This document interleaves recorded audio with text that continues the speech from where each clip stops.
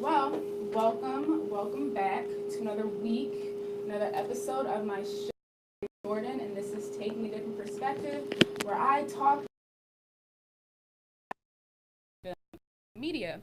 So, yeah, I kind of described today's show as being, yet another mystery show because I didn't know what it was that I was going to talk about for this week. Usually when I say I don't know what I want to talk about, in the back of my mind, I still have some kind of an idea, but this week I was really going into it blind. Like, I looked at some movies, but nothing was really sticking. So I decided to look to like the outside world more so for inspiration.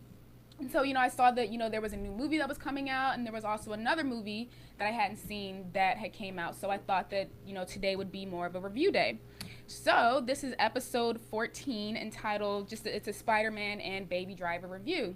Now, before we get into the show, let me just say that no, your eyes are not playing tricks on you. Yes, there is another person that is on camera right now. Yeah, I have a special guest today. So, guest, introduce yourself. Hi everybody, I'm Mella. Yes, everyone, this is Mello. Yeah, she's another like film buff, film enthusiast, and well, you actually you went to school for this kind of like media and film and stuff, I right? did, yeah. Yeah, so she really knows what she's talking about. A little bit. But yeah, I guess just for the sake of time, let's just go ahead and get into the review. So first, we're gonna start out with Spider-Man: Homecoming. Now, what were your kind of like initial thoughts or opinions or whatever judgments about this movie before you actually saw it? I was hoping it wouldn't be like the first couple Spider-Man movies. There, I haven't seen Sony make a good Spider-Man movie yet in what 5 tries. So I was hoping Marvel with a little bit more kind of dedication to their product that they put out. I was hoping they'd make a better movie, and they did. Yeah, I can definitely say that. If anything, I'm not like, I wasn't hyped to see this movie, because you guys kind of know my feelings about superheroes and things like that. But I would say that I was definitely looking forward to it. And I think, a big part of that was, kind of like what she said, how they kind of marketed the movie as being like a Spider-Man done right. And, a large part of that was because, Marvel actually got to have creative control over the Spider-Man character and his story. I like that. It wasn't just like this big Hollywood studio machine, in this case Sony, that was more ego driven and didn't want to allow for the actual company that knows the character, created the character, to actually be able to tell their story. So big shout out and kudos to Sony for allowing Marvel to really get their hands in the movie. Um, but yeah, I guess just going ahead and getting into the review, I definitely think that the biggest thing for this movie is the Spider-Man Peter Parker character. Kind of saying back, piggyback what Mello said, how with some of the other Spider-Man movies, there were a lot of gripes that I heard that people had with them, and the fact that the Spider-Man character wasn't as humorous, or like his wit wasn't shown as much as they would have hoped. They kind of talk about how the Peter Parker character wasn't awkward enough, or how he wasn't like an actual teenager, because I know, or like a teenager in high school, because I know that in the Tobey Maguire ones, he was in college, and then in the Andrew Garfield movies, even though he was in high school, Andrew Garfield was like 26, 27 when he, and Tobey Maguire too. So, even though he looked young, comparing him to Tom Holland, who plays Peter Parker in this movie, he definitely looks a bit older. Looks way older. Yeah, a lot older. But yeah. So, did you have anything else to say about the actual character? Did you like him? Did you dislike him? I did. I really enjoyed him as a character. I think it was he was fun, and that's something the other Spider-Mans weren't necessarily. I remember Andrew Garfield's Spider-Man being a little cocky, and that's never been like a character trope of Peter Parker. He's always been funny and witty, but he was never cocky. Like, he never went into a situation feeling like he was Superman or something. And so I like that about the character. I know the main thing I really liked was that you could tell he was still feeling the whole Spider-Man thing out. Like, he wasn't efficient at Spider-Man. He didn't at any point look like he knew exactly what he was doing. Right. And it definitely bred high schooler, because I mean, we all remember high school. Who knew what we were doing Right. back then? I didn't. And so, if I had superpowers and a suit that let me jump from building to building, I definitely wouldn't have known. So it definitely you were able to identify more with this Peter Parker because he was very unexperienced, but you could tell, and he was funny, but it wasn't, he wasn't trying to land jokes. It was just a good script. And so yeah, I mean, in the Tobey Maguire, honestly after the first movie, I didn't really like it anymore, Yeah, it that's what I was, heard a lot of people saying. they went too far to make him awkward. I think he was more awkward, Andrew, and I think Tom Holland kind of embodied everything that is a teenage Spider-Man. So I think they did a really good job with this character. Yeah, I would definitely have to agree. I guess another thing that I would have to say that I actually appreciated more so about this movie was the fact that it wasn't an origins story. They didn't feel the need to like rehash things that we already know. Like we know he gets bit by a spider. We know that Uncle Ben dies, and that is kind of the reason as to why he becomes Spider-Man, things like that. So, I like that they didn't waste their time in telling us, and basically telling us the same things that we already know. Like we really get to see him figuring out, and I really like that. I like that they maybe spent like 30 seconds explaining it all, because like with the bit by a spider, he's telling his friend, he was like, I got bit by a spider, blah blah blah blah, and then they didn't reiterate the whole Uncle Ben story. He was just kind of like, in referring to his Aunt May, he was just like, what she's been through. And that was literally it. We didn't have to see a flashback. We didn't have to see Uncle Ben get killed. And I think that was, I think that's something that all the Spider-Man movies have done. They always go back and show you this thing whereas Marvel pretty much was like, you guys already know it. Right. So let's just get straight into the Spider-Man thing. And I think that was a really smart move.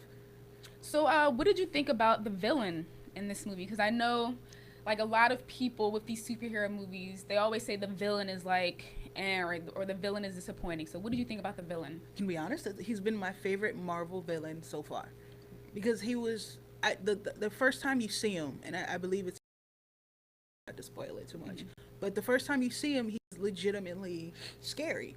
Because you just see the eyes and the wings in the sky, and you're just like, oh my god.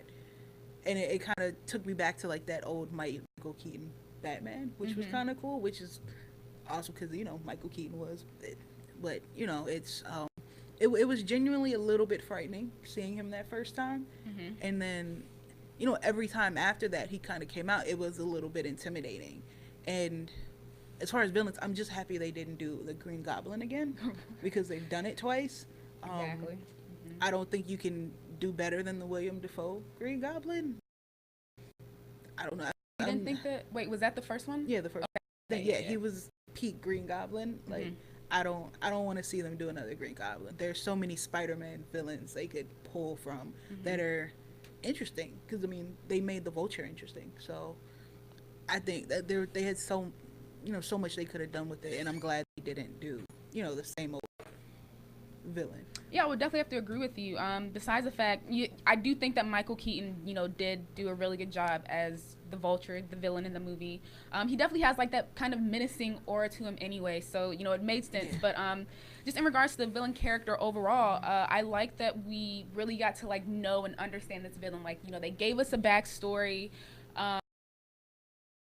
To understand his motivations and things like that, and I think that definitely helped for the audience to, in a way, kind of sympathize with him. And I think that that's kind of missing from a lot of these villains today. They go for the like this villain is all bad and things like that. But with this villain, I definitely found myself kind of like questioning like my own kind of morals or ethics, because it's like we know that he's a criminal, what he's doing is wrong, but at the same time we understand why he's doing it. So it's kind of like that, like I shouldn't like him, but at the same time I sympathize with him. So I really like that. I also like that they didn't like, he wasn't a victim of like monologuing.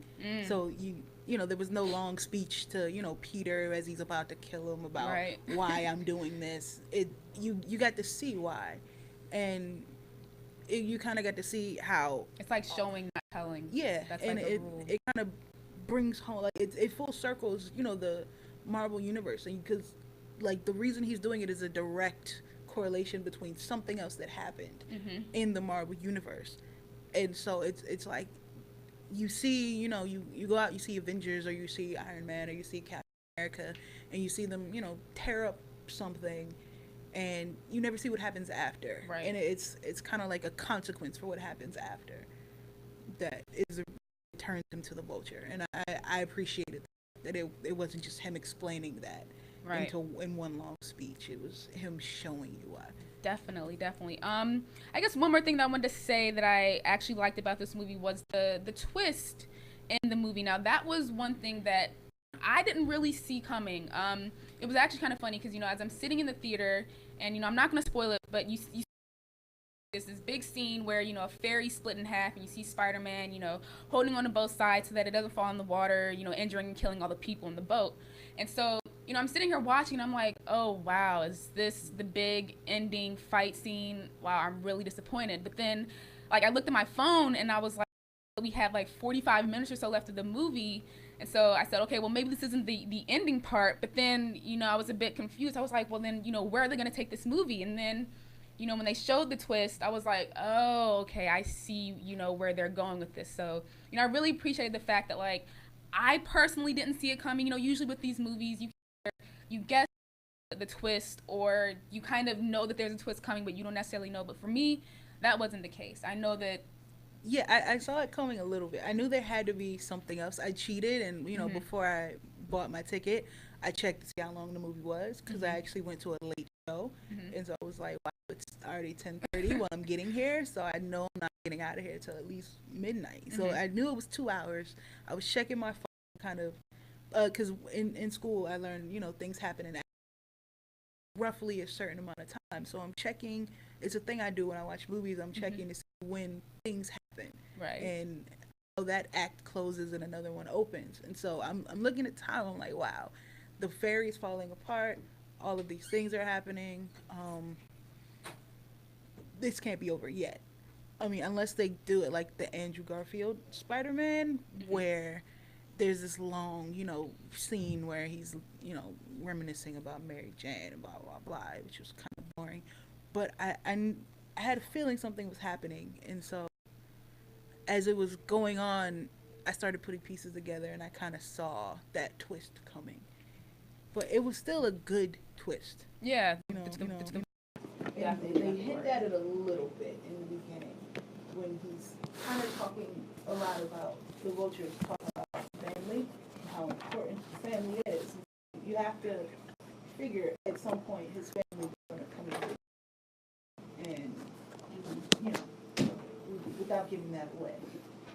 Definitely. I guess going ahead and moving into more of like my gripes or dislikes about the movie. The action scenes to me for this movie were a bit meh. Like I'm not gonna say that they were horrible, because they weren't horrible, but like they weren't like Civil War level fight scenes. Like I actually think Civil War has the best fight scenes I've ever seen in any superhero movie. The Air Force is probably top. Great.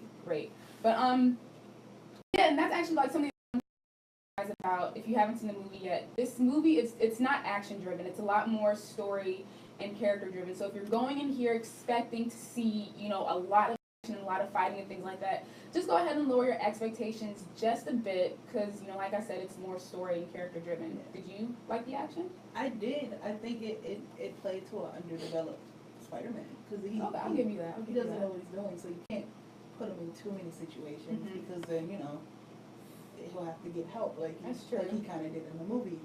And I think you wanted it to be, a coming of age type story with that. So I think the scenes got rougher as it went. Mm-hmm.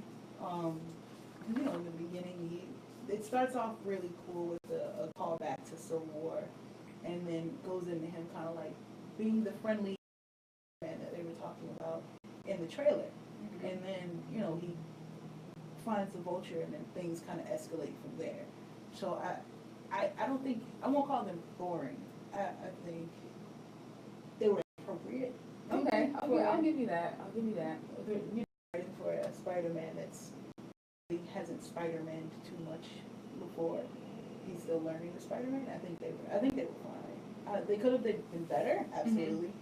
But I don't know. I didn't expect Civil War caliber, like when I walked into it. So maybe I guess we just like had putting it in different context. Yeah, it makes sense. It makes sense. Now another thing that's more so, I would say it's more so like a personal kind of gripe that I have with this movie, and it's the fact that, well, I understand that this movie was so big and so anticipated because it was going to be Spider-Man's first introduction into the Marvel Cinematic Universe. I get that. But, for me, as I'm sitting here watching this movie and, seeing Iron Man and Captain America and whoever else is a part of the Marvel universe in this movie, it was just it was a reminder to me that, if anything, that this movie was made to introduce Spider-Man into the Marvel Cinematic Universe instead of being like its own kind of standalone movie. Now, even though you should definitely get that feel from this movie, I mean, it's still like a solid Spider-Man.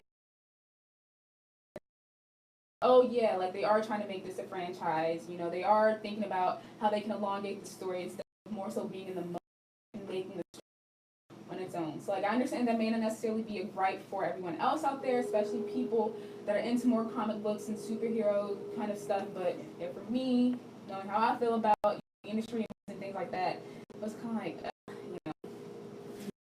I can see that. I think anytime you're seeing a superhero movie, so university. What I think my biggest gripe, going into it after watching the trailers, I thought there would be way more Iron Man in the movie because they made it. The trailers played to the fact that Tony Stark would be in the movie a lot, right. And he really wasn't. But I think it may have been maybe like 60 seconds too much for me personally. I wanted to see Peter and Peter only.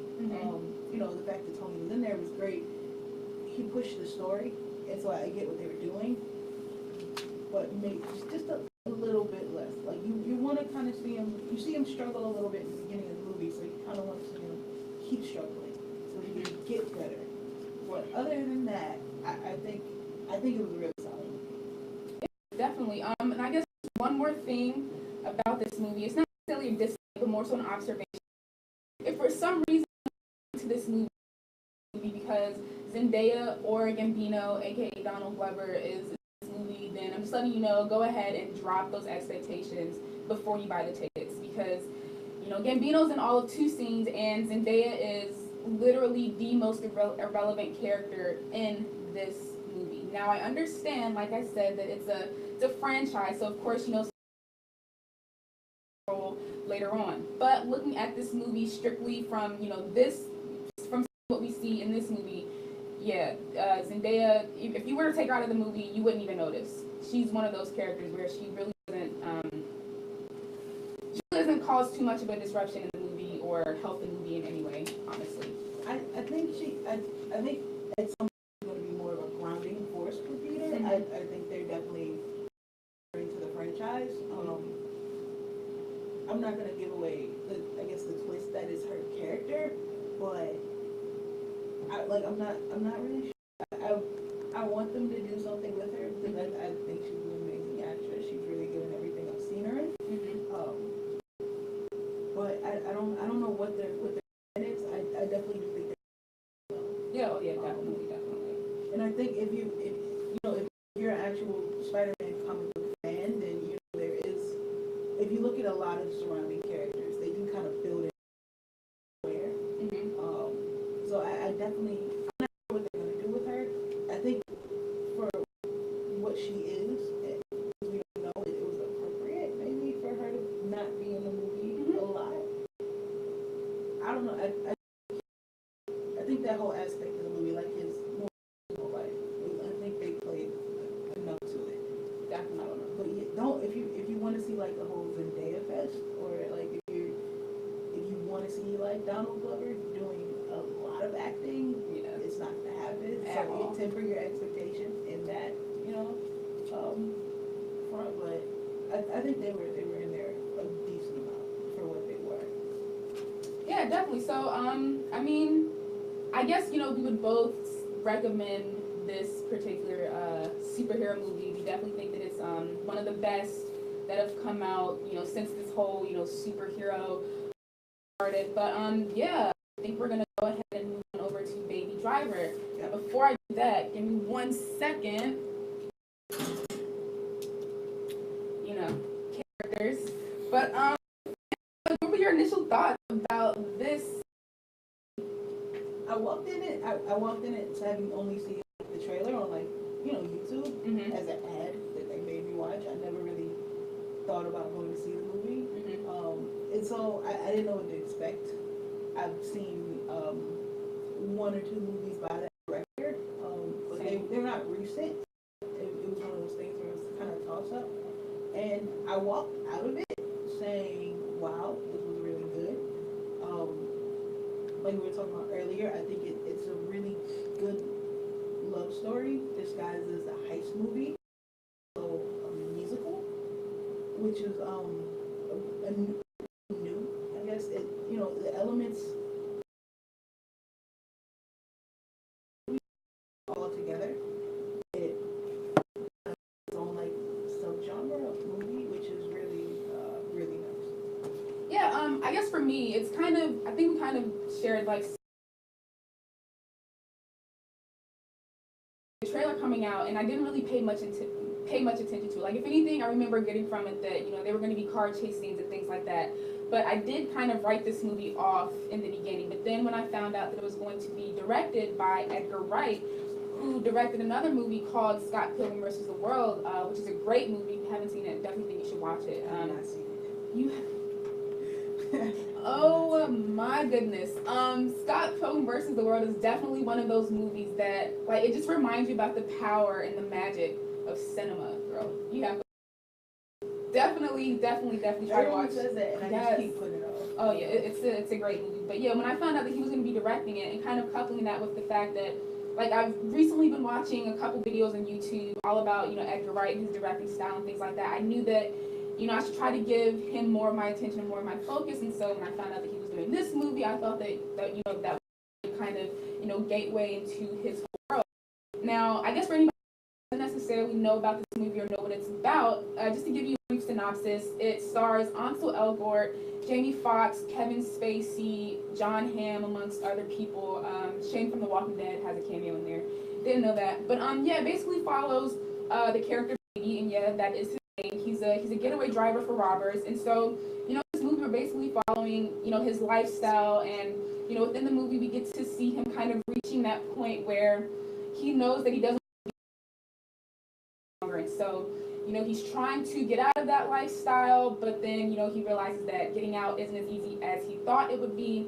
So yeah, problems arise, and we get to see the drama that entails after that. Now, like Mello said, this story isn't really anything new. It definitely follows a lot of the same, movies, meaning stereotypes that, we see with, criminal kind of movies. So, there's that whole, wanting to get out of criminal lifestyle, the whole bank heist, and then something goes wrong.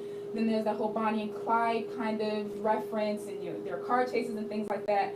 But another movie that I talked about, La La Land, and how that movie was kind of the modern twist on the classic musical. How they kind of presented those kind of romance musical tropes a different way. Baby Driver definitely kind of employs those different techniques.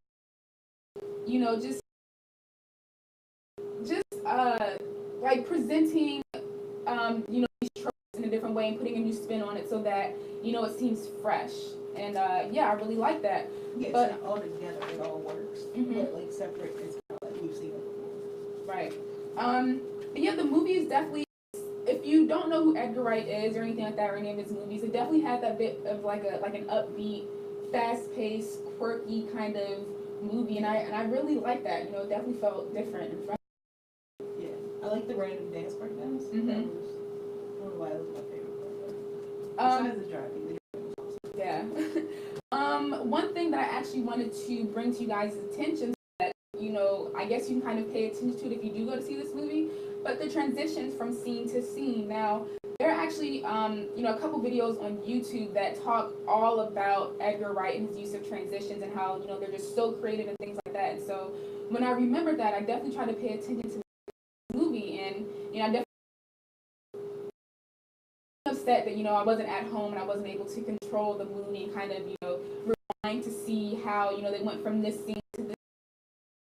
Something I should look out for, because I thought that it was really, really interesting. Now, what did you think about the acting? We disagreed a little bit on this earlier, but I think the lead role, Baby, I think it was the Ansel Elgort as an actor, is a little flat. I think there was a lot of, I think almost anyone could have played that role with a little bit more oomph, I guess. I don't know. I feel like all the other roles are pretty well casted, and I know his name brings a decent amount of star power with it, so that's probably why you would want him in that movie. And he fits the character of like the baby face, getaway driver who is way more awesome than you think he is when you first see him. I think the scenes, the one-on-one scenes with him and what was the girl's name? Deborah. Yeah, with him and Deborah were just like the chemistry was there, but he just could have been a little bit better. I think everyone else though was pretty good. Yeah, so like she said, we definitely had differing opinions. I actually really like Ansel in this role. I never really checked for him before this. I saw him in The Fault in Our Stars, as I'm sure a lot of you guys did. And of course, he did really well, but like I said, after that, wasn't really checking for him. But with this movie, I think he was in a movie with a lot of heavy hitters. Jamie Foxx, John really did hold his own. But I will have to say one of the characters or one of the actors acting in the movie that I didn't like was the girl. She was just to me. Like, to me, she didn't bring it. And I found myself whenever she was on the screen just thinking how her character would have been so much better if someone else was playing the role. Like, I just didn't buy it. And I wanted to like their relationship, but it wasn't working, because I think I wasn't really connected to the girl. She just didn't cut it for me, like, at all. I didn't like, because she wasn't a huge focus most of the time. I wasn't really worried about it. But I don't know. I mean, you also don't want someone who's gonna overpower that role. True. Because she's not who you're supposed to be looking at most of the time in the scene. But I guess I don't know. We can just agree to disagree. That's fine. Now, I guess one of the biggest things about this movie is the music. Now, what do you think about the music? I think the music was the biggest part of the movie. I think they picked probably the perfect songs to go with every scene, because it was incredibly music driven. It's not one of those movies where the music's just in the background. Right. You see him driving to the music, cutting the scenes. There's a part where they're about to pull a heist, and he started the song, and then something happens, and he's like, "Wait, I have to restart the song." So it's very, the music is the movie. I'm sure you could just the soundtrack. It'll make it everything. Like Fast and Furious did, and put some heavy metal music or some really fast rap into it. Really, what you would expect. Yeah, and it would make it a fun driving scene. But I think the music choices here, like at one point he's listening to a Queen song, and then, I think the music definitely drives the movie, and it fits the director's style. It fits the movie style, because it's not your Fast and Furious crime movie. So it's so much more. Yeah, it's a little bit more sophisticated, and the music plays to that.